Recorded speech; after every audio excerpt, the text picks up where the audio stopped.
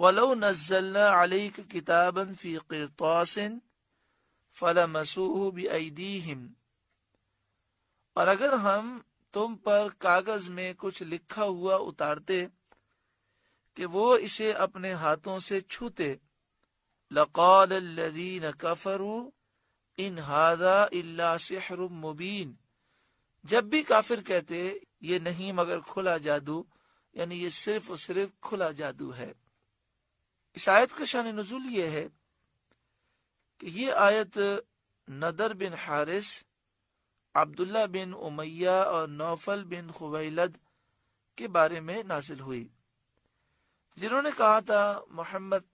صلی اللہ علیہ وسلم پر ہم ہرگز ایمان نہ لائیں گے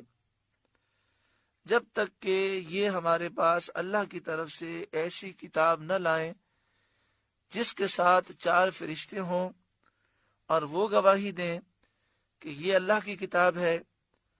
اور آپ کے بارے میں گواہی دیں کہ آپ اللہ کے رسول ہیں۔ اس پر یہ آیت کریمہ نازل ہوئی اور بتایا گیا کہ یہ سب ہیلے بہانے ہیں، انہیں ایمان نہیں لانا، اس لیے ہیلے بہانے بنا رہے ہیں۔ اگر کاغذ پر لکھی ہوئی کتاب اتار دی جاتی اور وہ اسے اپنے ہاتھوں سے چھو کر اور ٹٹول کر دیکھ بھی لیتے، اور یہ کہنے کا موقع بھی نہ ہوتا کہ نظر بندی کر دی گئی تھی، کتاب اترتی نظر آتی، پھر وہ اس کتاب کو چھو کر ٹٹول کر یقین کر لیتے کہ یہ کتاب نازل ہوئی ہے، ساتھ میں فرشتے بھی نازل ہو جاتے جو گواہی دیتے، پھر بھی یہ ایمان نہ لاتے اور کہتے یہ تو جادو ہے۔ جس طرح انہوں نے شق القمر کو جادو بتایا، نبی اکرم صلی اللہ علیہ وآلہ وسلم نے چاند کے 2 ٹکڑے فرما دیے، پھر بھی یہ کہتے رہے کہ یہ تو جادو ہے، اور اس معجزے کو دیکھ کر بھی ایمان نہ لائے۔ اس طرح اس پر بھی وہ ایمان نہ لاتے، کیونکہ جو انسان عناداً انکار کرتا ہے، بغض اور عناد اور دشمنی کی وجہ سے انکار کرتا ہے، ضد کی وجہ سے، اسے نشانیاں دیکھنے سے اور معجزات دیکھنے سے کوئی فائدہ حاصل نہیں ہوتا۔ وقالوا، اور وہ بولے، لولا انزل علیہ ملک، ان پر کوئی فرشتہ کیوں نہ اتارا گیا۔ مشرکین نے کہا کہ سید عالم صلی اللہ علیہ وآلہ وسلم پر کوئی فرشتہ کیوں نہ اتارا گیا۔ وَلَوْ أَنزَلْنَا مَلَكًا، اور اگر ہم فرشتہ اتارتے اور یہ فرشتہ دیکھ کر بھی ایمان نہ لاتے، لَقُضِيَ الْأَمْرُ، تو کام تمام ہو گیا ہوتا، یعنی عذاب واجب ہو جاتا۔ اور یہ سنت الہیہ ہے کہ جب کفار کوئی نشانی طلب کریں اور اس کے بعد بھی ایمان نہ لائیں تو عذاب واجب ہو جاتا ہے اور وہ ہلاک کر دیے جاتے ہیں۔ ثم لا ينظرون، پھر انہیں مہلت نہ دی جاتی، ایک لمحے کی بھی مہلت نہ ملتی، اور عذاب مؤخر نہ کیا جاتا۔ تو فرشتے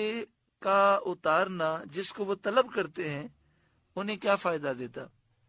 یعنی یہ کہہ رہے ہیں کہ فرشتے آ جائیں تو ہم ایمان لائیں، جیسے ہی فرشتہ آتا اور یہ انکار کر دیتے، ایمان نہ لاتے، تو فوراً اللہ کا عذاب آ جاتا اور یہ ہلاک ہو جاتے۔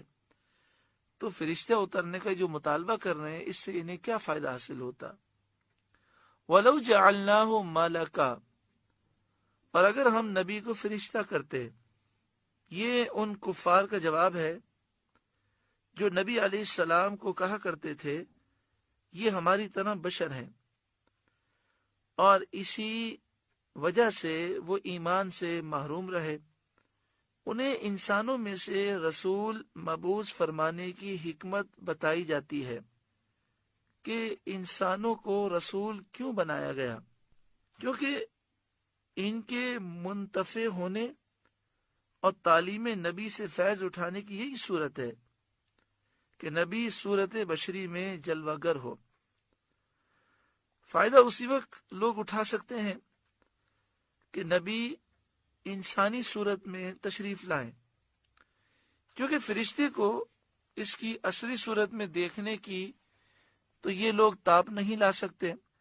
دیکھتے ہی ہیبت سے بے ہوش ہو جاتے۔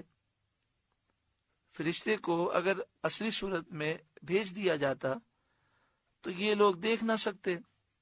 یا تو دیکھتے ہی ہیبت سے بے ہوش ہو جاتے یا مر جاتے۔